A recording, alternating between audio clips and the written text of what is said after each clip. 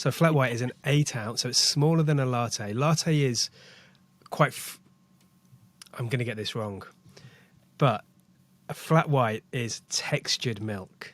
This is not a flat white because you've got this big separation. It's more textured throughout, and that gives you not big bubbles, they're tiny micro bubbles in the milk. Wow. Which texturizes and gives it this thick, it almost sweetens without sugar, I think, the coffee. Who knew? Because the structure of the milk is the important part. A whole new world has opened up this morning. I did not think this is what I would learn this morning, but, you know, every day's a school day. I didn't. Yeah, I mean, I think it's an important thing. If you are going to start any business, like number one thing to think about if you're going to start a business is make sure you have the right coffee. Well, ironically, me and my other half were talking about opening a little coffee company. Why don't we just get a little horse box and sell coffee out of it? I obviously shouldn't because I know absolutely jack shit about coffee. Like this is... This does link, though, to what we're talking about today, because surely you should have a passion for what you're going to be doing. I have no passion for coffee, so therefore I should not be spending my money on a horse box and a load of coffee beans. That's the learning. We got there eventually. There was a purpose. Well, shall we start this show proper? Let's do it. Welcome to Making with Spen Bex. Today we're going to talk about what type of business someone should start, because there's a myriad of different types, and we want to work out what's the right kind of business for you. So I think that's on the agenda today. No coffee businesses for me, maybe for you though. Maybe that's written in the stars. Maybe, but that's probably a good place to start, right? Is yourself. So often when we think about businesses, I started as a founder, for example, because I didn't care what the business was. I just wanted that title of founder. And I think that a lot of people go through this. They just want to start a thing. Yep. And I very quickly learned, actually, it wasn't that quick. It was a bit too slow. And I'm probably still learning this lesson of doing things that I really love doing. I've kind of fallen back or keep coming back to these things that I've probably done for the last 20 years that are kind of deeply ingrained in me, but it's the stuff that I love to do. And so a lot of people, I think, go through that process, don't they, of like, I want to start something, but I don't know what the thing is, or I don't know where to start. We had a really horrible name for them at the incubator I worked at, and that was Wantrepreneurs. And you know, and is some that of really them, derogatory? Is that kind of how people? I don't know. There were two things. It was either case if someone really wants to start a business and they would actually listen and go and find an appropriate business, which is, I think, what we're going to talk about today. And other ones were like going to cling on to this idea, come what may, holding it for dear life. Didn't matter whether they were going to spend 5 years of their life just wasted, but that's what they were going to do because they were so desperate to have a business. And I think there's nothing wrong with wanting to be a founder, wanting to have a startup, whatever it is, but it's choosing the right business for you. And I think that's really, really important, rather than just going, I've had one idea, wouldn't it be boss if I built X, and that's what I'm going to plunge all my money, all my time into, when absolutely nobody wants it and they don't listen to good sense. And that's the scary thing, and that's what I desperately want people to avoid. But what do you do? How do we encourage people? How do we advise? How would you advise people to try to find the thing that they should be doing? They should be going out and testing, see if there's actually, whether things got legs, whether there's market for it, whether people are interested. So you don't have to go whole hog. Often people go, oh, I've had a brilliant idea.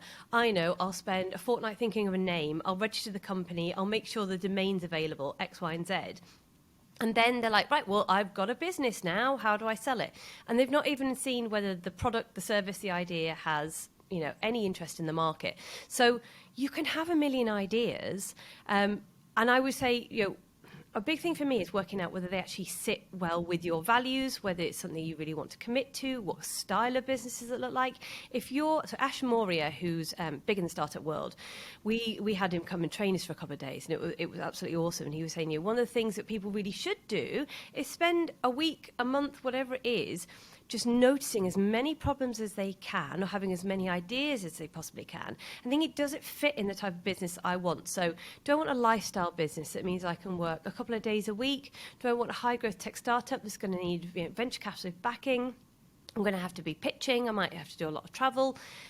They're very different ends of the spectrum. I remember speaking to a lady years ago, and she wanted to do a tech startup. And when we really got down to it, she wanted to have a yoga retreat with some donkeys. And I'm all for that. Like, I love that. And I was like, this is not the path. There's other ways to get to that dream. And if you find something that really speaks to you, and there's someone in the market, and you've got the energy, the resilience, the go really big, and you want the challenge, then fine, fantastic. But often, there might be a small problem on a small scale, locally, that you can attack, or actually it might be a big universal problem. But you've got to be a very different mindset, a very different skill set potentially, on those kind of problems. So just because you see a problem doesn't mean you have to fix it. You can go, I'll park that. I might pass it on to someone else. I might go and talk to other people. It might even be a joint venture. But go and find something that you really want to do that aligns with your values, what you're about, fits on how much money you want to earn and the kind of lifestyle you want to have. Do you want to earn a lot of money and not work a lot? I don't know many people who wouldn't want to do that. That's a very different thing to, I'm going to, grind at something for the next 5 years, potentially only earn a small amount of money, but then have a huge payoff at the end of it. Very different approaches. So I think it's really reflecting on what works for you. I know, I have a toddler. I like being at home. I don't mind working every so often. I enjoy travel, but I certainly wouldn't want to be in a hotel 4 days a week. So I know that certain things don't fit my criteria. So I deliberately shaped and crafted my business to support my home life and what I think is important. So that would be the starting point for me. And I think there's another thing here, which is your strategy for what kind of business might change over time as well. Yeah. So it may well be that you want to start a bootstrapped thing, a side gig, doing something really small that solves a challenge for a group of people. You're able to make a bit of money on it, and it's enough to kind of pay its way for a while.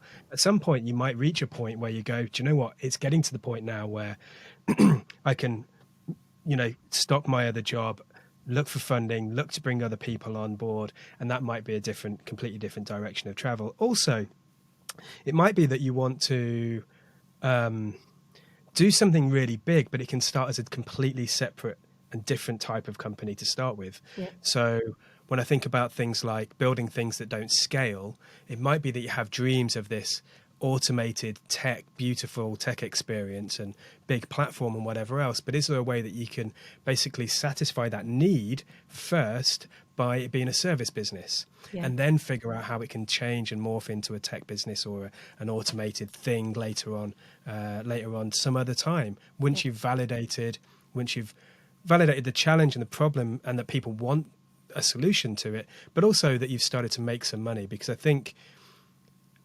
investors, this is my assumption here, having not had that much experience in it, but I think they're getting more canny or more interested in profitable businesses now because of maybe some of the financial uncertainties that people are having. Higher risk, if they can lower the risk in those investments that they're making, then there's much better chance that you're going to be successful in your raise, I guess. Just because you've come up with an idea that might not be huge, it doesn't mean that you can't ever go and do a tech startup. Actually, if you run a successful business, even if it's on a small scale, but you've got in the background this big tech idea, well, you can do the small business first if that suits your lifestyle at the moment. And that's also excellent evidence when you go to invest and say, I've built this small business from scratch. I know how businesses run. I'm even more prepared now for the big one. And you can make sure you're gathering the evidence in the background, getting the traction with potential customers, getting that buy-in. That can be a long burn. I know I've worked with startups, or I've seen startups that have been 5, 6, 7 years in the making. Especially if they're in the medtech sector, it takes so long to test these things. And actually, the problem is so niche and difficult to fix that people will wait. They're still along on the journey. The customers are still helping them build the thing, whatever it may be, develop the product that's needed. But, like open banking is difficult, it's complicated, the compliance is hard. There are these things that, just because you've had an idea that you think, oh, like all students across the land would use that. Well, they may do, but it's not a simple thing to build. Like, you need to understand, I guess another thing actually to consider, the complexity of the thing you're building. Like, I've had friends who've come to me and said, oh, I've got this idea, and I'm like, that is a bitch of a problem. There we go, the first swear of the day. Mary Whitehouse didn't come after me, didn't come back from the grave, by the way, last week. So I'm feeling more comfortable about my F-bombs. But yeah, Let 'em have it. Just be careful if there's kids around, folks. Yeah, sorry. If you need to get a little quiet space, hop off to the loo. Yeah, just honestly, I was saying, wasn't I? One of my friends, she only managed 10 minutes to watch the first 10 minutes of the show last week on the toilet, apparently, hiding from the kids. I don't even think it was necessarily the F-bomb, but maybe we need to start, or maybe our approach needs to be, we really front load value to the first 5-10 minutes. People only get that opportunity. I love that. God, the amount of videos I watch on the toilet. Now I think about it. Like, yeah. We've gone down a whole new route now, haven't we? Yeah. It used to be the paper, but I avoid news as much as possible. So now I just watch silly YouTube videos. Nice. Getting to know you a little bit more day by day. So look, what we've covered here is figuring out the business type that suits your current or desired kind of working styles and life patterns and all those kind of things. That's a really important thing to get right. We've also talked a little bit about working within your passions or what you're really focused about. Some people, and actually I think I tend to agree with this, like a question, even if you can't get to this point, but a great question to think of is, what can I be the best in the world at?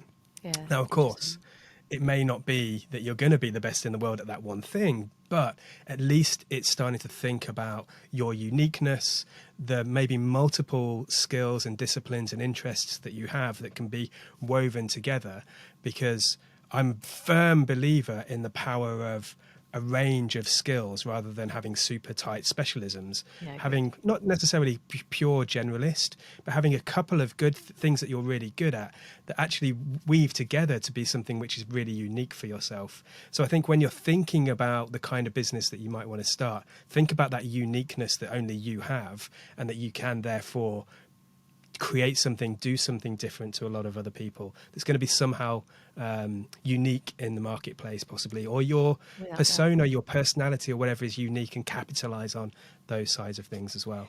Well, I think there's a few things in there. Look at what problems you face in your day-to-day, because there'll be other people like you, and whether it's a case of it's within your lifestyle or your business, there will be problems that occur if you work in a really specific area. I mean, we had a guy at Nova who, I'm sure he's a blood technician or something, and he had a problem for years. And it was like, well, how many labs are there across the land, across the world? There are other technicians who will be facing this exact same problem. You wouldn't recognize that problem, but he faced it every single day. And there's a huge thing about like tribes. There are other people who are very much like you elsewhere, who will buy into the same things that you need, that face the same kind of problems. There will be other 40-something tired mums who do work in tech, and it's really, really niche. But actually, we all very much identify with each other. So find the people who are like you, who face that problem. And I think that's a good starting point to kind of find potential first customers. But yeah, 100%. Like, look at, everyone's got really different backgrounds, really different experiences, and there'll be fantastic things that come from that. Those different varying skill sets, it's huge, because even if it's not the tech startup, for example, how can you pull these things together? We spoke last week about me pulling innovation, coaching, and psychology together, and it being really kind of like specifically niche. What does that look like for you if you want to go into consultancy or a side hustle or something? Definitely Absolutely, a great idea. Yeah.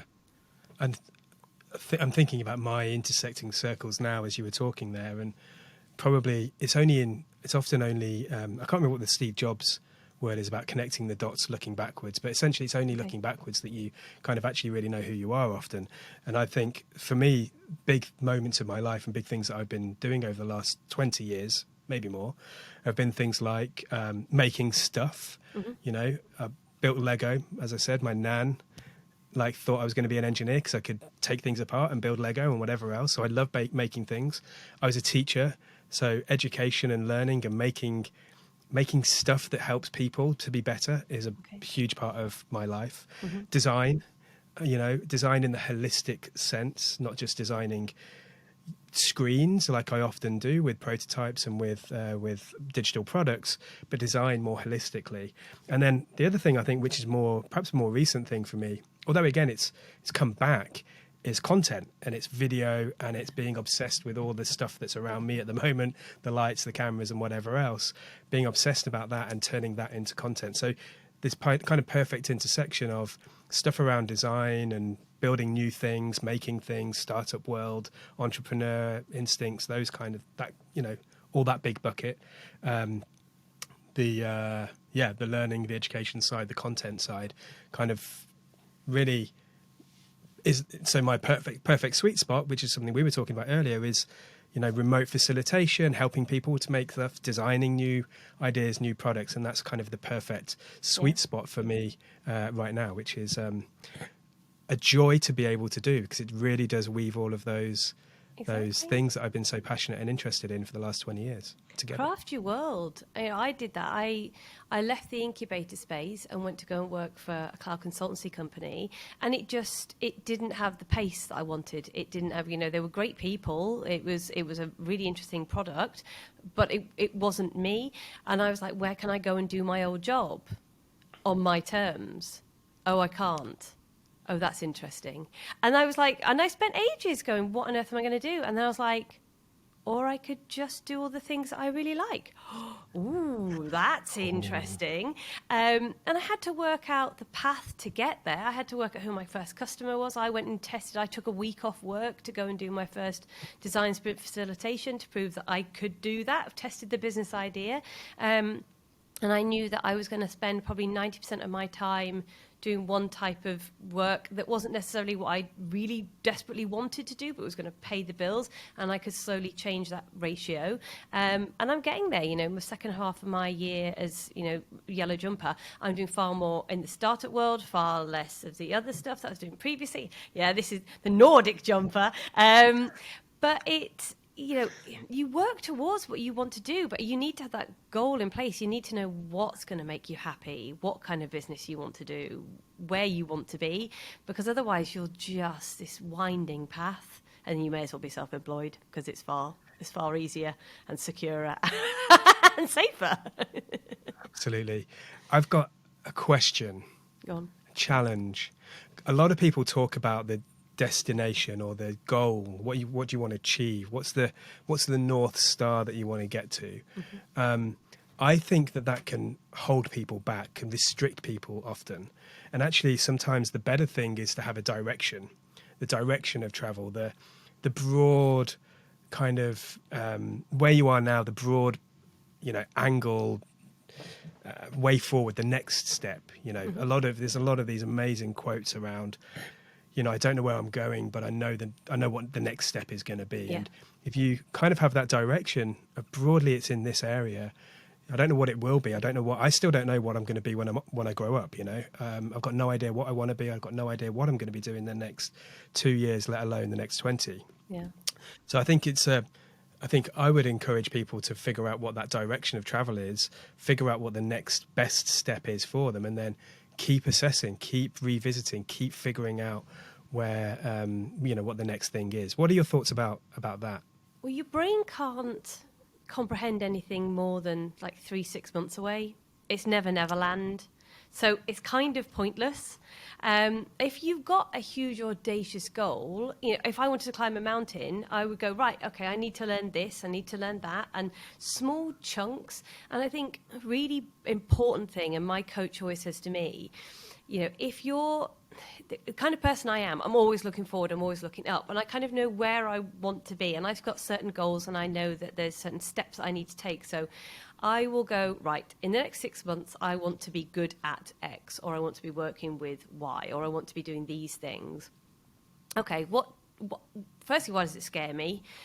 What's in that? What do I need to work through potentially, or what skills do I need to have to address that?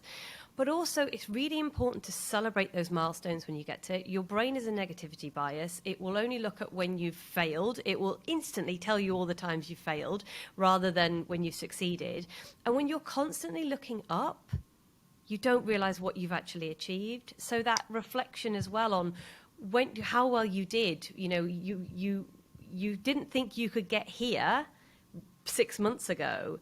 You might not think you can get to your next goal, but you can, because you need to go, right, okay, well, I achieved those things. Brilliant. I am on a path of growth. And growth is scary and hard and difficult. And it's a really challenging place to be, but it's really important and really interesting. And especially if you're going to be self-employed, you need to kind of realize that it's going to be graft. It's not going to be, unless you're incredibly good at what you do, or you've gone into a self-employed job where you do the exact same thing through a contract or whatever it may be, where you don't have to hustle. There's going to be dark nights before the dawn. You're going to find it difficult. You're going to have to work through stuff. So reflecting on where you've been and how far you've come, I think, is an essential thing. That's probably a bit of an aside, but I think it's really key for anyone on any of these kind of paths. And having the right kind of infrastructure as well around you to support you. A really important thing in innovation and creativity is this feeling of psychological safety and, being able to bounce off other people. And often founders don't have that. I'm doing stuff in my master's about it. It's actually my research paper for my dissertation, and how you can get all the benefits of working in a team when you're in isolation. And I think the more people build those kind of things into their practice, it's really, really important. Because it's going to be hard. Whatever type of business you start, I can guarantee it's going to be hard. You're right. I think it's a really great place. Thank you. Well, you are. It's a really great place to wrap up. It reminds me about loving the journey. Yeah. Really loving the journey, loving the process, if you can fall in love with that, then I think you're onto a winner. So I think loving what you do, fall in love with the process. Just because it's hard doesn't mean it's not incredible, lovely, beautiful. Recognizing, especially when you start to recognize those goals and those achievements as well, because that can give such an amazing sense of gratification and achievement. But then, moving on, figuring out what it is that you're passionate and what you can give to the world, what it is that you love to do, and then how you want to deliver that, and kind of the mechanisms and the structure that you want to have for your business, how you're going to sell, what you're going to build, all that stuff as well. And then we need to try to figure out whether the problems that you're coming up with, whether they really exist. Yep. And I think that's what we're going to talk about in the next episode. It is. Thinking about how do you know that the problem that you think you've identified, or maybe you've identified for yourself, is a big enough and substantial enough problem to really go into detail on and try to solve for other people. Definitely. I'd like to set people a little task leading into that. I think if You're very good at this. You're very good at these things. I forget. Yes. Because we want this to be kind of a constructive series that builds, don't we? So I think if people spend a little bit of time, work out what your values are, like what do you stand for as a person, what you have time for and scope for, and what's important to you in your world, and where you have passion, and whether that be as in what you currently do or what interests you and kind of where you'd like to be working. I think that's really key. Also, spend a week, 2 weeks, however long, thinking about problems, listing out problems. Anytime you see a problem, someone complaining about something not working in the way it should, could, etc., wouldn't it be nice if, etc., jot them down, because what we'll do is we'll give you some advice on how to test these business ideas to see if they have got legs. If the stars align against your values and everything else, and you think that that type of business would fit with what you want to achieve, then we can give you some ways of testing the ideas and experimenting. So that will be the next one. That is going to be something to look forward to for you all. Thank you for that reminder. There's one final thing to say to you all. About roughly 154 people watched the first episode, which is amazing for the first show. I think that was absolutely fantastic. But the subscriber list only went up by about 10% of that. Okay. So it's clear that most of you are watching and not subscribing. It would mean the world to us if you click on that subscribe button. Do you know what it's going to do? Do you know what it's going to do for Rebecca? It's going to get that cackle going. The cackleometer. Like, the more subscribers, the more cackly I become. That's what you want. So if you want to hear an awesome, enormous cackle next week, make sure you do subscribe and hit the notification bell and do all the good things that you love to do. Also, don't forget to comment with any of your questions about how to get started and how to validate your ideas. Yeah, definitely. Any problems you're tackling at the moment, let us know and we'll try and help as best we can. That's it. Let's stop. Bye. Let's stop. Get these people off to work, or don't forget to flush the toilet and wash your hands. Take care. Thanks a lot. Bye.